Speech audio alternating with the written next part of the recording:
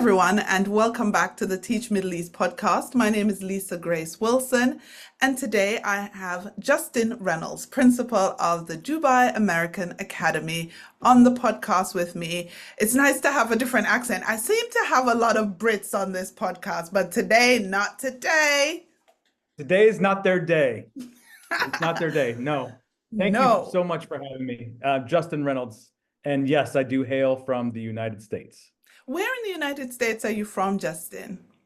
You know, Lisa, my family, we're from the middle bit that nobody sees. Everybody knows the coast. I'm from Missouri, St. Louis, Missouri. And it's, well known for being the home of Cardinal baseball, the best baseball town in the United States. So that's our claim to fame. What brings you to the United Arab Emirates? What brought you here from Missouri? Yeah, look, Missouri, and actually, if you've seen Ozark, it's like that. It's that state. So it's literally a lot of country, kind of the Midwest. It's a very slow paced. People are very nice there. But you know what? My wife and I, we lived there all our lives. We grew up there. And so it was 2017. My wife, she owned a beauty company at that time. And she had the opportunity to come see Kim Kardashian's makeup artist do a workshop over here. Just staying right at the Atlantis. And so she's like, hey, yeah, I'm thinking of doing this thing. Would you like to go with me? So we came over here for, I think it was like 10 days at the time. And it really, like the trip here, like we loved Dubai. We loved the people. We loved the culture. We're like, you know what? I wonder what would life be like if we left, our little town of St. Louis? How would that be? And that really gave us just a good glimpse to see what that would be like that short 10 days. So that really got us thinking about international travel and international work. And a couple of years later, lo and behold, the opportunity came up here to work at DAA, and I hopped on it. Brilliant. Tell me a little bit more about sort of your career in education. So take me back to the St. Louis days, and where did your career begin? Sure. Well, I think my career began. My mom was a teacher, and she retired. I think several years ago now, like 5-10 years ago. But she really was the catalyst, I think, in getting me started. But I think it was in grade 5 when I had the opportunity to kind of, there were a group of students that came in, and it was a drug prevention program, and they were teaching us fifth graders about the dangers of drugs and alcohol and stuff like that. And so it was there. I was like, I think that really that is intriguing to me that a student could do that. So fast forward to my junior year, which is 11th grade. I had the opportunity to do the same thing. So I went down and taught fifth graders, and then 12th grade, I did student teaching in grade 5. Not student teaching, excuse me, but the student. I was able to watch a grade 5 teacher and kind of shadow her, and just really got the love for the profession at that point. And then by the time I hit university, I knew that's what I wanted to do. One thing I was not expecting, though, going into university was I knew elementary, that was my niche. Like that's where I was going to be, right? I just absolutely knew it, backwards and forwards. Got my first gig teaching 3rd grade right out of university. That was in the Kansas City side of Missouri, which is on the opposite side of the state. So I decided to move back to the St. Louis side, and I fall into a grade 6 position, thinking, I never thought I was going to be that. My mom was a middle school teacher. I wasn't going to do that. I wasn't going to follow in her footsteps in that regard. But lo and behold, started teaching, and then all of a sudden, loved it, absolutely loved it. So I taught grade 6 there for a while, taught 6th grade math. And I was approached to be the head of department by my then assistant principal, who helped, vault me into those types of roles. And then there was a leadership program that gave teachers the opportunity to go and shadow principals in the school district that I was in. So I took advantage of that. And that got me on my journey for administration. So since admin, I've been doing a little bit of elementary, and middle school is where I found my way back home. So It's really been in those two age groups that I've really found my niche and where I like to be. That is so good. So tell me, what would you describe as a high point in your career so far? A real high point. Yeah, look, I think there are several high points at all the different schools that I've been at, but gosh, I think right now, because it's what I'm living and breathing is, we're getting ready to open up a brand new middle school on our campus.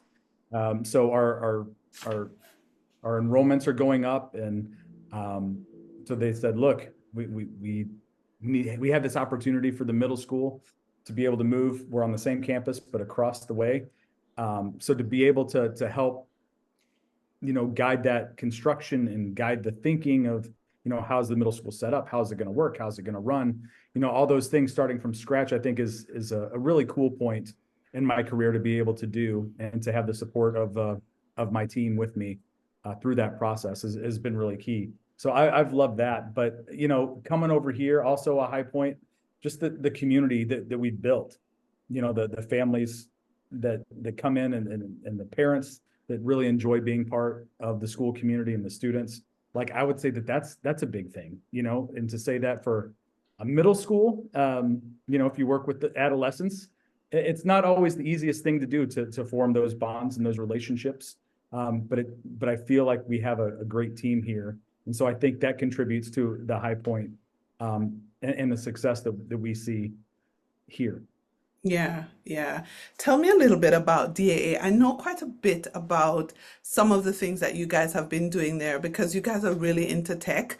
And I know from, maybe interfacing with Srijit and all those Yeah. guys in that area that you guys do some pretty impressive things. So I'm gonna give you 5 minutes, Justin, to kind of ball out, if you like, on what you guys are doing at DAA that others need to hear about. Well, yeah, look, I think first and foremost, I think what our main focus is on not the tech, but how we're using it. How are we Of course. enhancing what's going on in the classroom? Because you're right, Lisa. Like, we're very fortunate to have a lot of toys and gadgets at our fingertips.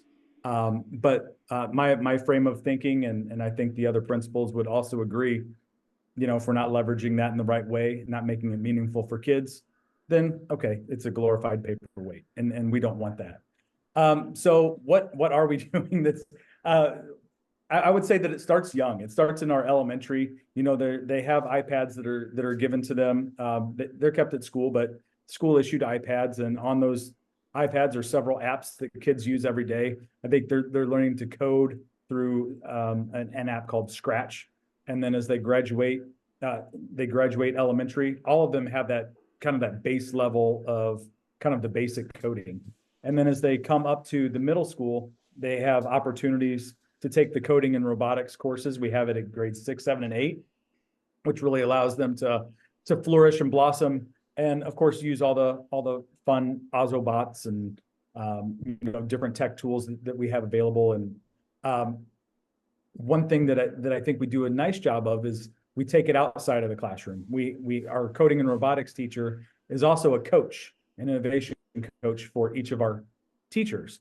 So he supports teachers in the classroom if they say, we have something coming up in history. We want to infuse tech in our history lessons. What are we going to do? So he helped them create a VR timeline. So they programmed, let's say it's Caesar, or the fall of Rome or something. So the kids created a timeline, but it was virtual. They set up like an art gallery, or it could be set up like in a house within the VR goggles. So now the participant, the end user, puts on the goggles, and rather than doing like a gallery walk, on a piece of paper, they've now set up a timeline of events that they're able to literally walk through with the VR headset, and that was really neat to see. Something else that we've used augmented reality for is in our science lessons. So if there's physics, and there are some things that you can do in a lab, and there are some things that you can't do in a lab. So I think one of the things that we were looking at was, looking at mass and, how far can a this heavy of a car roll, down an incline.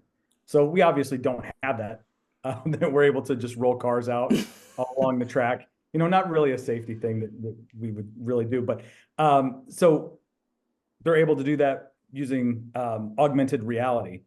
And so the kids took the app and they created the experiment on the iPad using augmented reality, changed like how heavy the car was going to be, how steep the incline was for the ramp, and they would see their virtual car kind of go across on the screen using this augmented reality. And you really get a good idea, a good sense of what it is you're dealing with whenever you're able to see physics, from that perspective, real life connections that you can make.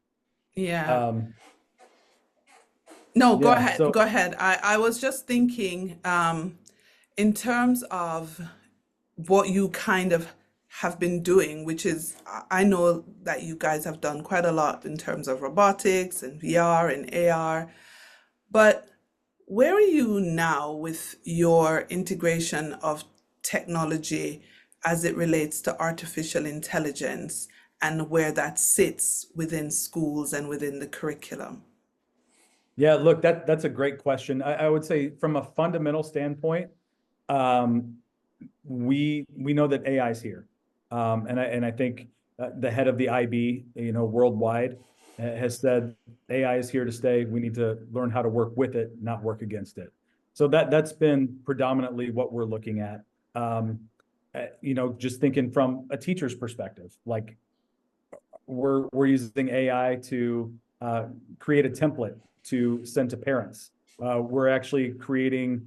We're using AI to help us formulate different codes in our Google Sheets in order to make our life easier. So we need to embrace that as well going into the classroom. So, well, of course, we're coming up against things and kind of looking at it through the lens of, is this kind of plagiarism if a kid does chat GPT on an assignment and then they just copy and paste that in? Yeah. And we do have like that AI detection or different detection softwares that we can use. Turnitin is one of them. But it's about the conversation of how do you effectively use this? Can you use it to outline? And so I don't think we're quite there yet, particularly in the middle school where they're learning to research. So we're still really trying to get our arms wrapped around that. What could it actually look like? But from my perspective, it's more of a positive. Like, how can we use it? Teachers are already using it. Adults are already using it. So why not help arm our kids with that information rather than restricting them from it, and then only to, okay, 2 years after they graduate, they're using it anyway. Let's kind of see what they can do with it as well. That's kind of our standpoint. If I'm not, sorry, it's still kind of, it's ever evolving, right? So it's a very hard answer for me to nail down with specifics. No, it's authentic because you are telling us what a lot of school leaders are feeling, which is we don't know for sure. We don't have the answers. And it's good to not put a hard and fast, this is how it should be on something that is changing every day. Because you might say, this is how we should use AI in the middle school. But tomorrow AI evolves and does something different. And what you just said is no longer relevant, is completely obsolete. So, given the fact that we don't know where AI is going and we don't know what students will face, I think for me, I think it's something that we ought to embrace, but with caution, and understanding that as it evolves, we're going to have to remain very flexible in how we handle it. As it is like something that is growing, you begin to treat it differently as it enters different stages. And I think that's where we are with AI. So let's change gears a little bit from AI and talk about the arts and Yeah. the other subjects that are not getting as much limelight as they should. What role do you think those subjects will play going forward in an increasingly technological era? Um, yeah, look, I think from the beginning of time, people have enjoyed, like they built the Colosseum in Rome, to be entertained, right? So there's always been this need and this want for entertainment. And so the arts, I think, is going to be something that is here to stay, no matter what. If you talk to people now versus 20 years ago, like still that the love for getting out there and watching a concert live versus watching something at home, I think there's a stark difference. So, and I think we felt that over COVID. We had something, it was called, instead of a musical, we had a maskical. And so, it was just, we did what we could at the time, but it was an online show, and so there wasn't as much interaction. So I think it's key that despite all the technology going around, we have to maintain just having those actual in-person interactions with one another. So having those key events, we're not like sports. Sports has been something that has stayed, it has stood the test of time. People will show up in droves to watch sports. I think the arts are the same way. We had our Junior Fine Arts Festival. We hosted for 5 different schools and our MESAC conference. And we had a great turnout of kids, and we had a great turnout of people who wanted to support the show, last weekend. So that's all very encouraging. And I think, from a school standpoint, kids really love those activities. So I think I don't see technology taking away from that. I think you're always going to have people that are drawn to the arts. And, to be honest with you, there's a facet now. We're actually incorporating an art class that's focused on the digital. So the digital drawing, so utilizing iPads and those different programs to create art. So, it also enhances it in that direction. So it might morph a little bit, or there might be another faction of art that comes from technology, but the arts are here to stay. People, sorry to say, being a former math teacher, but people don't pay good ticket money to go watch mathematicians do problems on the board.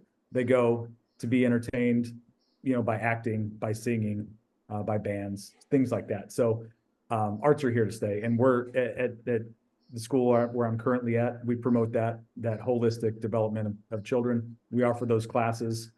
And also we have opportunities for kids to get involved after school as well. So for us, it's not even a question.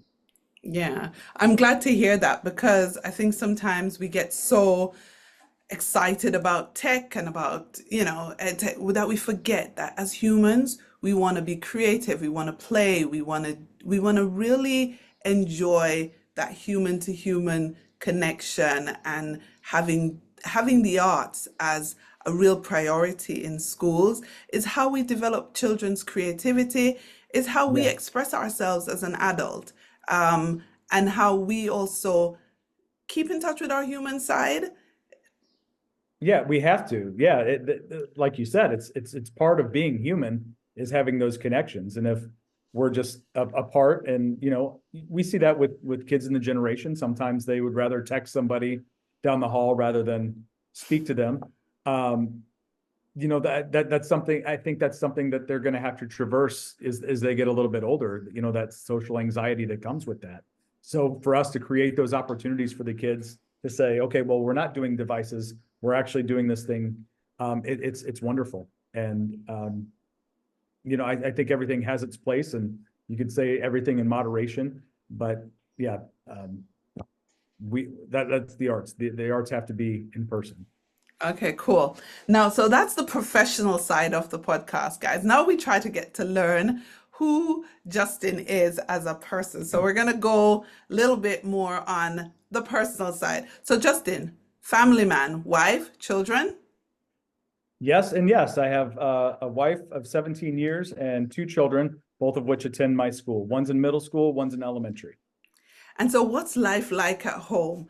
How do you unwind, take off that principal's hat and just be Justin? What are you doing? Yeah, look, well, first of all, my wife keeps me young, or like she gives me the gray, one of the two, because and rightly so. Like our job, you know, is as principals, it's very taxing, and it's a job we have to take seriously. But she's like, seriously, Justin, when you come home, you walk through the door, like your dad, your husband, like it's okay to be silly. It's okay to be fun. Don't take yourself so seriously. She probably tells me that like once a week. So I would say that's the biggest advice. You know, if we're acting silly in the car, you know, kids are singing in the car, you know, don't be afraid to sing along or do something goofy along with them. So I would say that helps keep me grounded. And I think that's part of the well-being piece too. That's important for me is to, yeah, I'm a dad. I knew that I wanted to be a dad for a long time. So I've got to consciously turn off work and make sure that I'm making time for my family, because ultimately I kind of always knew that I wanted to be a dad. So I need to take the time to be able to focus and do my diligence there. So what do things look like? I mean, right now it's loaded with, you know, kids activities, you know, you know, we were just talking about the arts. My son's involved in band. So he was with the junior fine arts, conference or last couple of weeks. And then my daughter, she does drama and she also does dance. So yeah, very, very big in the arts, I think our family is. And, you know, it's, I don't know. I like to also, apart from, you know, sometimes picking around on the guitar, um, you know, singing and stuff like that, like to play paddle. Like that's something that's, come on because it's relatively new. It's not in the States. States, it's pickleball. Right. Here it's paddle. So that's something that I've picked up in the last year. That's really fun. And again, it really helps to just go out and just be me, be myself, and, you know, not really beholden to my title or even the dad title or the husband title. It's just for me. So it's something that Are you playing paddle a few times a week, or how often are you playing? Yeah, look, it depends on the time of the year, but on my best weeks, it's 2 times a week. But usually I average about 1 time a week, and I appreciate that. Um, um, I used to play softball as well. Softball is a modified version of baseball, where older people can get out and play. So, but and that's very American, but that's something that you know, I take part in it, that I took part in at Dubai Little League. So that was always fun too. And in terms of reading, what are you reading? What are you enjoying currently? Yeah, look, there are a couple different books. Um, one I'm ashamed to say, because my wife got me onto this because it was like it's like a Court of Rose and Thorns or something like that. Sarah Moss is the author, and it's apparently a series. And she burned through the series. There's a 6 book series. She burned through 5 of the 6 books in like, I don't know, 2 weeks or something like that. So she's like, Wow. you have to read this. So it's very much a fantasy driven, you know, created their whole world. So from a fiction standpoint, that's something that I'm reading right now. I would say also disruptive thinking, if we're talking nonfiction, that's something that I really like to read. Eric Sheninger, who was apparently in Dubai just a couple of weeks ago, he does a lot of work with disruptive education. So how are we doing? What are we doing in our classrooms that could be different and could be impactful for our students? That's a book that I'm actually rereading, because it's just some great work going in there, and that kind of connects to the AI and just innovative teaching strategies just in general. So I would say those are the two that I've got currently kind of co-reading. That's good. I had Eric on the pod. Really, really great thinker, and Yes. yeah, he really does talk a lot about what education could and should look like. And in terms Yeah, of, sorry, Ted go ahead. Dendersmith. Ted Dendersmith has a great book, What School Could Be.